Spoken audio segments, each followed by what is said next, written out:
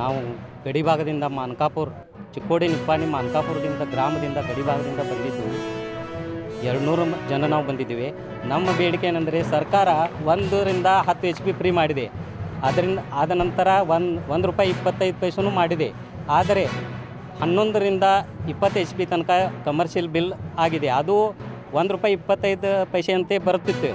ಈಗಾಗಲೇ ಅದು 12 ತನಕ ಬರುತ್ತಿದೆ. ಅಂದರೆ 3 ಪಟ್ಟು. ಸರಾಸರಿ ನಾವು ಪವರ್ ಲೂಮ್ 12,000 ಬಿಲ್ ಬರೋದು 3 ಪಟ್ಟು 36,000 ರೂಪಾಯಿ ಬರಲಿಕ್ಕೆ ಚಾಲೂ ಆಗಿದೆ. ಅದನ್ನು ಕಟ್ಟಲಿಕ್ಕೆ ನಮ್ಮ ಕಡೆಯಿಂದ ಆಗೋದಿಲ್ಲ. ಅದನ್ನು ಪೂರ್ಣ ಬಾಕಿ ಬಿಲ್ಲವನ್ನು ಅಂದರೆ ಇದು ಕಮರ್ಷಿಯಲ್ ಏನಾಗಿದೆ ಈ ಬಾಕಿ ಬಿಲ್ಲನ್ನು ಸಂಪೂರ್ಣವಾಗಿ ಮನ್ನಾ ಮಾಡಬೇಕು. ಅದು ಅಂದಾಜು 20-25 ಕೋಟಿ ತನಕ.